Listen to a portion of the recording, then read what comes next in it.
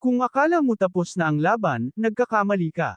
Sa Chapter 34 ng Boruto series, may isang nilalang nagigising, at maaaring wala nang matira sa mundo. Handa ka bang malaman ang katotohanan? Kung ganun, tama lang na andito ka sa videong ito, para malaman ang totoo, sa series na ito ng Boruto.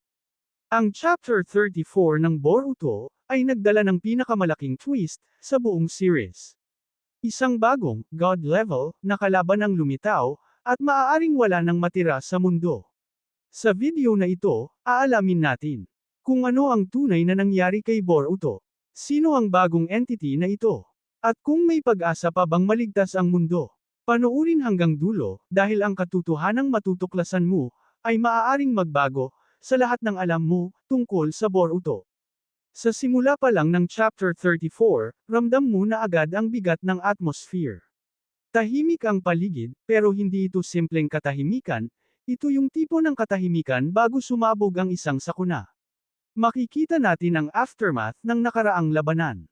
Wasak ang kapaligiran, parang dinaanan ng isang Diyos ng pagkawasak. At doon, nakatayo si Boruto. Pagod, sugatan, pero hindi pa rin sumusuko.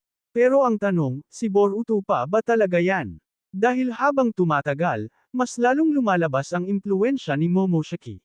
Hindi na ito simpleng possession, parang unti-unti nang nawawala ang tunay na pagkatao ni Boruto. Habang papalapit ang eksena, mararamdaman mo ang tension.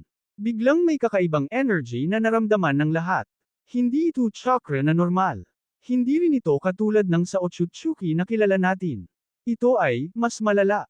Dito napapasok ang pinakamalaking twist, ng Chapter 34 ng Boruto. Isang bagong entity ang nagpakita, hindi lang basta kalaban. Isa itong nilalang na parang lampas pa sa konsepto ng pagiging God level. Ang presensya niya pa lang, parang pinipiga na ang mundo. At dito na nagsimula ang tunay na takot. Habang sinusubukan ng mga natitirang shinobi na lumaban, wala silang nagagawa. Kahit anong jutsu, kahit anong strategy, parang wala lang epekto. Parang nilalaro lang sila. Makikita mo si Koaki, isa sa pinakamalakas ngayon, na kahit siya, napaatras. At kung si Koaki na ang natatakot, ibig sabihin lang nito.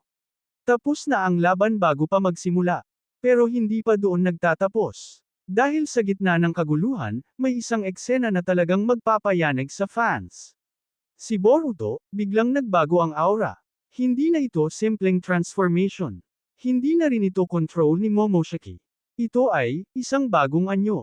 Isang anyo na hindi pa natin lubos na nauunawaan. At dito papasok ang malaking tanong ng Chapter 34.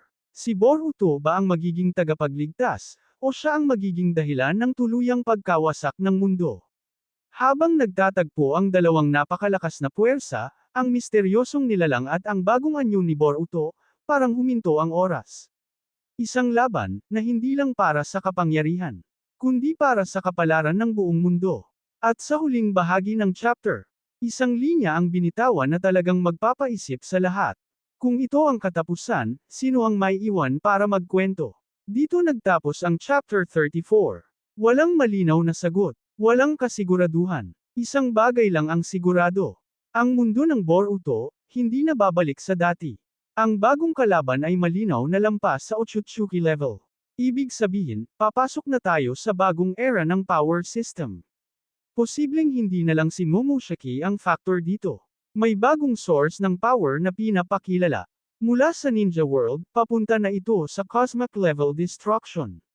Mas lumalaki ang stakes. Malinaw na pinapakita ng chapter na, papunta tayo sa isang massive arc, posibleng pinakamalaki sa buong Boruto series.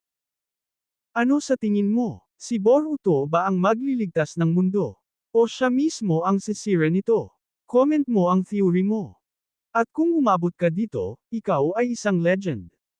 At ngayon, isang tanong ang iiwan ko sa'yo. Kung dumating ang araw na si Boruto ang maging dahilan ng katapusan, handa ka bang tanggapin iyon? Pag-usapan natin yan. Hanggang sa susunod na kabanata.